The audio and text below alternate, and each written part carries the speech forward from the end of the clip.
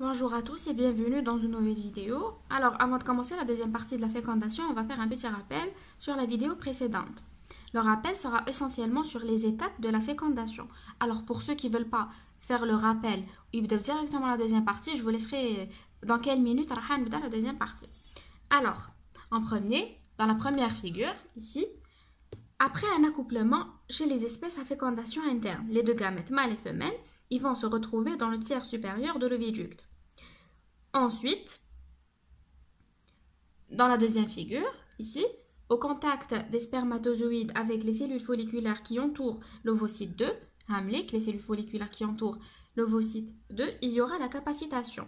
Donc, qui est l'activation des enzymes, et ces enzymes-là, ils vont casser les liaisons entre les cellules folliculaires pour créer un passage au spermatozoïde. Ensuite, ici, on a la fixation du spermatozoïde sur la zone pellucide. La zone pellucide, c'est ce qui est montré en gris. Donc, cette fixation se fait grâce à une reconnaissance entre les ZP3, c'est des glycosaminoglycanes qu'on retrouve sur la surface externe de la zone pellucide, et avec leurs récepteurs, c'est les récepteurs des ZP qui sont là à la surface externe de la membrane plasmique du spermatozoïde. Alors, cette reconnaissance, elle va entraîner une réaction acrosomiale, qui est représentée dans cette figure-là. Alors, cette réaction, c'est la fusion de la membrane externe de l'acrosome et la membrane plasmique du spermatozoïde. Cette fusion va entraîner la formation de petites vésicules et par la suite des pores. Ces pores-là, ils vont permettre la libération des enzymes de l'acrosome, qui vont à leur tour permettre la traversée de la zone pellucide par une digestion locale. Cette digestion est due à la désintégration de l'acide hyaluronique qui relie les ZP et la désintégration des ZP. Le spermatozoïde, il va donc se retrouver dans l'espace périvitellin. Et la dernière étape consiste à la fusion des gamètes. Ici, représenté dans la dernière figure. Alors, grâce au contact des microvillosités, les microvillosités ovocytaires et la coiffe acrosomienne qui aboutit à la fusion membranaire des deux gamètes. Après cette fusion, on a l'entrée de la tête accompagnée par le collet et la pièce intermédiaire dans le cytoplasme ovocytaire. La partie intermédiaire, elle va être dégénérée. Il restera dans le cytoplasme que le noyau et le centriole proximal. On aura donc fini avec le rappel des étapes et maintenant, on va entamer les conséquences de la fécondation. Alors, quelles sont les conséquences de la fécondation? Premièrement, on a l'activation de l'œuf. L'activation de l'œuf fait le blocage de la polyspermie. On a le blocage précoce et le blocage tardif. Ensuite, on a l'achèvement de la méiose. On a aussi les remaniements structuraux et les changements métaboliques. On va commencer par... on va définir où il y a la polyspermie. Où il y a l'activation de l'œuf. En détail. Alors, qu'est-ce que la polyspermie? En fait, c'est la pénétration de plusieurs spermatozoïdes. C'est-à-dire qu'un spermatozoïde entre l'ovocyte. Le phénomène, il arrive chez les oiseaux qui sont fécondés par plusieurs spermatozoïdes. Par contre, les mammifères, les amphibiens et les oursins, c'est des espèces qui sont fécondées par un seul spermatozoïde. Et on appelle ça la monospermie. Mono, واحد. L'activation de l'œuf. Alors, quand le spermatozoïde, il pique dans l'ovocyte 2, cette dernière, qu'est-ce qu'elle devient active? Ce qui amène au blocage de la polyspermie. Ce blocage se fait en deux étapes. On a le blocage précoce. Voilà, on va tourner. On a le blocage précoce, autrement dit, le blocage rapide. Alors, comme vous le voyez ici, j'ai essayé de représenter l'ovocyte 2. À l'état normal, ici, à l'état normal, on dit que la membrane ovocytaire, elle est polarisée. Ou je m'en polarisée, ça veut dire qu'elle est chargée positivement à l'extérieur par la présence, par un gradient élevé de Na+, et chargée négativement, dans le milieu interne, par un gradient élevé de K+. Par contre, le blocage précoce, ici, j'ai représenté le blocage précoce, il est correspondant il correspond à une dépolarisation de la membrane par une entrée de Na+, causée par la piqûre du spermatozoïde. Alors, quand le spermatozoïde il va piquer dans l'ovocyte, qu'est-ce qu'il va se passer? Les Na+, راح يدخلوا داخل l'ovocyte 2, ce qui fait qu'il va y avoir une dépolarisation. Les charges راح يتقلبوا من برا, on aura la charge négative, ou من الداخل il y aura la charge positive. La dépolarisation, il faut retenir qu'elle est causée par l'entrée du Na+. Alors maintenant, les capture d'écran, c'est ce que j'ai dit dans la diapo. Alors maintenant, on va voir le blocage tardif, qui est autrement dit blocage lent. Il correspond à la réaction corticale, qui est la libération du contenu des granules corticaux par exocytose grâce au CA2+. Alors, la membrane ovocytaire, une zone pellucide, avec les granules corticaux. Alors, qu'est-ce qu'il va y avoir? CA2+, il compte le cytoplasme ovocytaire. Sa présence, elle va pousser les granules corticaux la périphérie. Donc, ces granules corticaux, c'est des vésicules qu'on trouve dans le cytoplasme cortical du gamète femelle. C'est le cytoplasme périphérique qui se trouve juste en dessous de la membrane du gamète femelle. Les granules, ils contiennent des substances. Les substances, elles interviennent dans la fécondation, plus exactement dans le blocage tardif. Ces substances, c'est quoi? C'est des enzymes, des glycosaminoglycanes et des protéines de structure. Alors, les enzymes, ils ont pour rôle la destruction des liaisons intermembranaires et les sites récepteurs des liaisons des spermatozoïdes.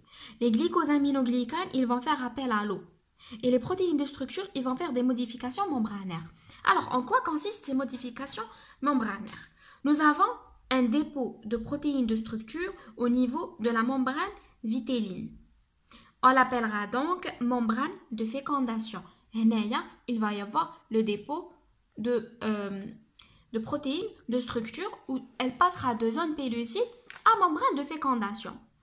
On aura aussi un dépôt de protéines contre la membrane plasmique. Contre la membrane plasmique de l'ovocyte, on va avoir aussi un dépôt de protéines. Ce qui va amener à la formation d'une couche hyaline. La couche hyaline, il y a la membrane plasmique plus des glycoprotéines. On va faire une petite remarque. Ça se passe chez les oursins et les amphibiens. La seule différence avec les mammifères, c'est que on ne dira pas membrane de fécondation, mais لو كان يعطيونا لو كاد تاع لي ماميفير ما توليش اسمها membrane de fécondation, تقعدوا اسمها zone pellucide وما نقولوش couche hyaline. Alors, هنايا je vous fais passer باش ديروا des captures d'écran بلا ما تقعدوا تكتبوا. Tout ce que j'ai dit, il est noté ici. Voilà les modifications membranaires. Bon, vous m'excusez pour d'éventuelles fautes d'orthographe, la râle. Et maintenant, on va passer à une autre conséquence qui est l'achèvement de la méiose. Alors, on va faire les étapes de l'amphimixie, la cariogamie. Dans cette première figure, vous allez voir qu'on a un ovocyte 2 bloqué en métaphase 2. Ici, on a un ovocyte qui est fécondé. Voilà, on a l'entrée de la tête du spermatozoïde. Vous avez remarqué dans ces deux premières figures, c'est qu'on a un seul globule polaire qui correspond au gamète femelle. Alors, avant la figure C, il y a une figure, mais je ne l'ai pas trouvée nulle part. Il y a le polycope. C'est que, bon, le stade spermastère. Avant de نلحقوا le stade spermastère, قبل ما يتشكلوا لي هادوما دوك نقول لكم شنو هاد la tête تكون دايره. Ensuite, qu'est-ce qui va se passer? Après l'entrée du noyau, le noyau يكون داير dans l'autre sens. Et ensuite, on va avoir la formation تاع les microtubules. C'est les microtubules de l'astère parce que هذا يعيطوا له un astère. Et à partir du centre, هاد l'aster من واش يتكون هاد les microtubules ils sont formés à partir du centriole proximal mâle qui va par la suite subir une rotation de 180 degrés vers le centre de l'œuf. Bon, ça c'est le cas de l'oursin. Alors il va faire un tour de 180 degrés avec bien sûr la formation de l'aster. Et on appelle ce stade, de la figure C, le stade spermaster. Ou l'un relève monoaster parce que l'aster il se forme seulement autour du noyau mâle. Voilà, le noyau femelle, le noyau mâle. L'aster il est formé seulement autour du noyau mâle et on va remarquer que les deux figures, on a deux globules polaires, un تاع الgamète femelle, un تاع الgamète mâle. Après ça, on a une décondensation de l'ADN et augmentation du volume des noyaux du pronucléus mâle et femelle. Alors, pour le singulier, on dit pronucléus et pour le pluriel, on dit pronucléé. Donc, pour la figure D, on a un début d'attraction des pronucléus mâle et femelle. Oui, vers le centre. Dans le stade, alors, كلمة amphimixie هنايا amphimixie وشنو هي elle c'est la fusion des noyaux mâle et femelle. Alors on va passer à une autre. هنايا عندنا le stade amphiaster. هنا on a l'attraction des deux pronucléés qui est faite, c'est bon, خلاص راهم presque accolés. Mais aussi, nous avons un dédoublement de l'aster. L'aster diana double, ou là, il entoure les deux pronucléés. On a ensuite le stade diaster. Le stade diaster, qui est le rapprochement des pronucléés au centre de l'œuf et un accolement qui entraîne l'écartement des astères. Voilà, ils sont accolés ou les astères c'est-à-dire les deux côtés. Ce qui fait la répartition des deux astères de part et d'autre de la zone de rapprochement. Alors, on a la constitution des deux pôles du premier fuseau achromatique. Les deux pôles. Et au final, nous avons le stade amphimixie, qui est proprement dit fusion des noyaux.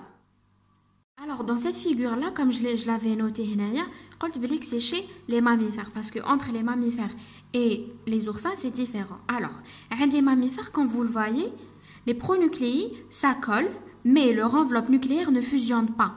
Vous voyez bien que Marahich a une enveloppe nucléaire qui l'entoure. Alors, qu'est-ce qui se passe? Elles subissent une désintégration au début.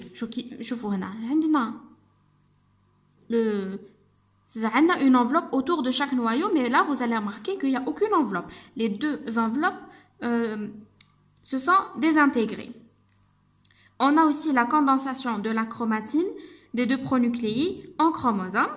Les chromosomes mâles et femelles seront dispersés à l'équateur du fuseau achromatique au niveau de la plaque équatoriale. Et on aura donc le début de la première division de la méiose et la formation d'un embryon. Mais chez les oursins, alors je n'ai pas trouvé une image pour vous montrer ça. Chez l'oursin, les deux pronucléés accolés, ils fusionnent avec la formation d'une enveloppe nucléaire commune et un noyau de fécondation. Et le noyau de fécondation est entouré d'une enveloppe. Ce stade est dit syncarion ou amphimixie. Maintenant, on va entamer les remaniements structuraux. Alors, voilà, les captures d'écran. Chez l'oursin, comme comment, chez les mammifères, comment, et maintenant les remaniements structuraux. La première des choses, les remaniements structuraux, on a la rotation d'orientation. Dans cette première figure, notre œuf est orienté anarchiquement. Il peut être orienté dans ce sens, ou là, dans l'autre sens. Alors, dans ce cas, soit on dit que l'œuf n'est pas encore fécondé, soit il n'a pas encore subi son orientation. Alors tout d'abord, il faudra savoir que dans le pôle végétatif, on a le gradient Vitella, c'est-à-dire que le pôle végétatif est le pôle le plus lourd. Étant riche en vitellus, donc il va s'orienter vers le bas. Et le pôle animal, il sera donc orienté vers le haut puisqu'il est plus léger. Pendant la fécondation, au moment de la réaction corticale, c'est-à-dire la création de l'espace périvitellin, on va supposer qu'avec l'espace périvitellin, c'est un vide. Donc, ce qui va permettre à l'œuf d'être libre. Il pourra donc basculer dans un sens ou dans un autre. Donc, il va obéir à la loi de la pesanteur.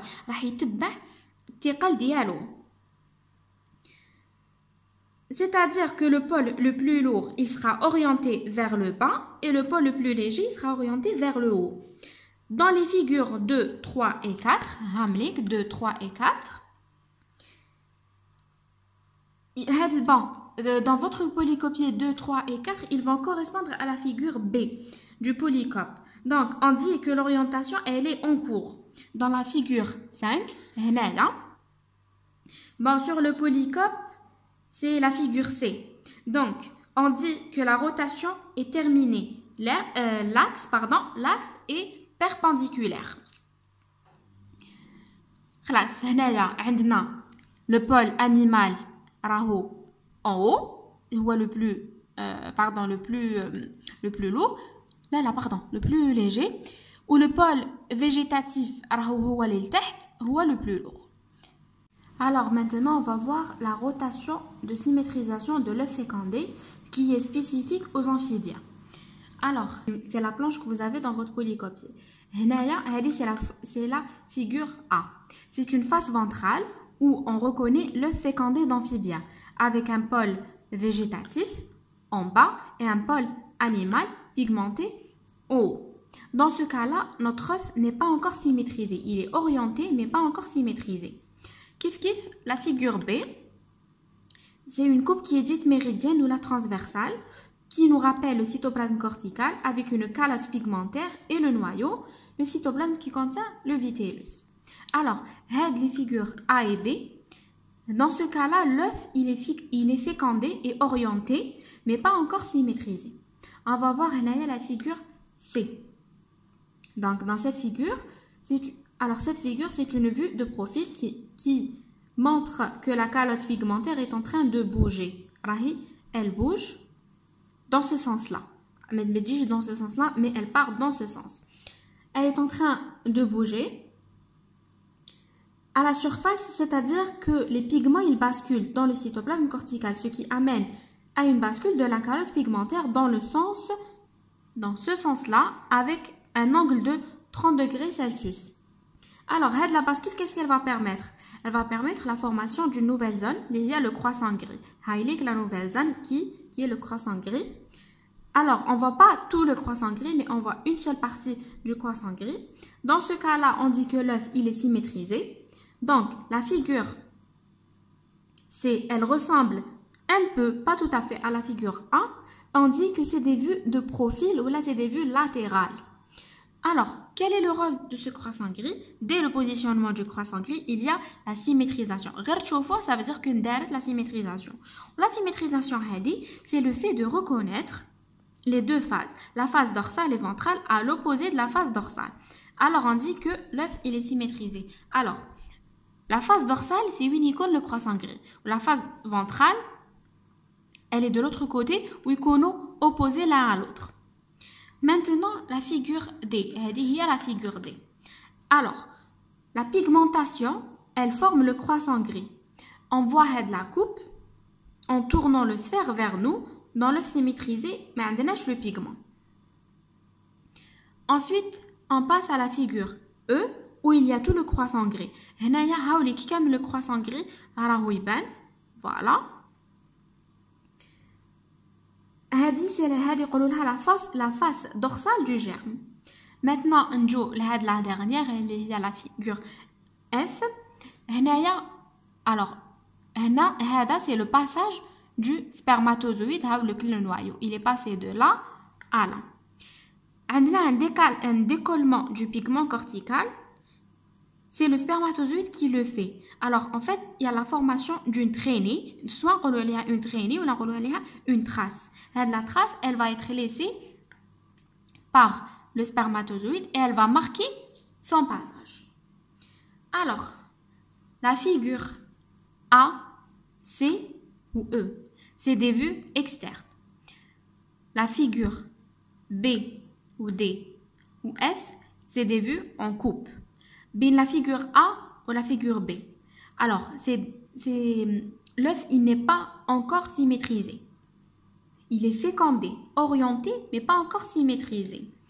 C ou D ou le E ou le F, l'œuf, il est fécondé, symétrisé. Il est fécondé et symétrisé par la présence du croissant gris. Ensuite, on a les changements métaboliques. Alors, vous pouvez faire des captures d'écran à ce que j'ai dit. Les figures dans votre polycopier. Alors, ça c'est le sens de la rotation.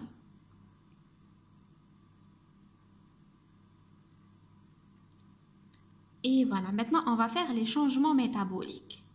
Les changements métaboliques, premièrement, on a la modification de l'activité respiratoire qui est faite par l'augmentation de l'activité des mitochondries.